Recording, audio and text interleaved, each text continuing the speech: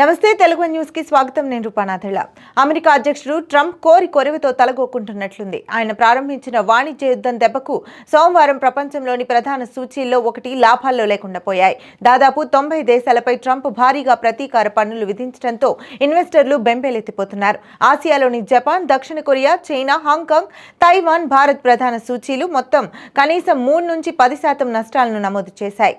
America market వ్యాఖ్యాత, Harvard law graduate అయిన Jim Cramer ఓ అడుగు ముందుకేసి 1987 బ్లాక్ మండే మళ్లీ పునరావృతం అవుతుందని వ్యాఖ్యానించడంతో ఇన్వెస్టర్లు ఉలిక్కిపడ్డారు. ట్రంప్ తక్షణమే చర్చలకు సిద్ధంగా ఉన్న దేశాలతో చర్చలు జరిపి ప్రతీకార పన్నులను తొలగించాలని జిమ్ క్రెమెర్ కోరాడు. నిబంధనలు పాటించే కంపెనీలకు ఉపశమనం కల్పించకపోతే ఇప్పటికే 3 రోజులు నష్టాల్లో ఉన్నాం. సోమవారం బ్లాక్ మండే పునరావృతం కావచ్చని ఆయన హెచ్చరించారు. ప్రపంచవ్యాప్తంగా 1987 అక్టోబర్ 19ని బ్లాక్ మండేగా అభివర్ణిస్తారు. ఆ ఒక్కరోజే అమెరికాలోని డో జోన్స్ ఇండస్ట్రియల్ యావరేజ్ సూచీ ఏకంగా 22.6% పతనమైంది. మరోవైపు S&P 500 సూచీ 30% విలువ కోల్పోయింది.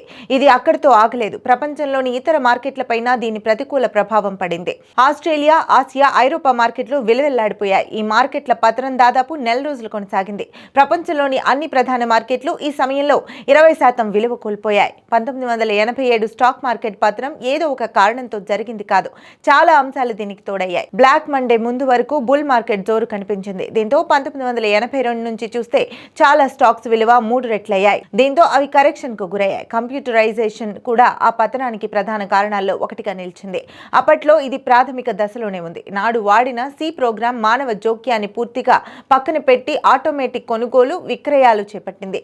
ధరలు పెరుగుతున్నప్పుడు ఎక్కువ కొనుగోలు చేయడం, తగ్గుతున్నప్పుడు ఎక్కువ అమ్మకాలు చేపట్టడం వంటివి ఆటోమేటిక్ గా జరిగాయి. దీంతో అక్టోబర్ 19న విక్రయ ఆర్డర్లు పెరగడంతో మార్కెట్ కుప్పకూలింది. మళ్లీ ఏప్రిల్ 4న శుక్రవారం నాడు అతిపెద్ద పతనానికి అమెరికా మార్కెట్లు చవిచూశాయి. దాదాపు $5 ట్రిలియన్ సొమ్ము ఆవిరైపోయింది.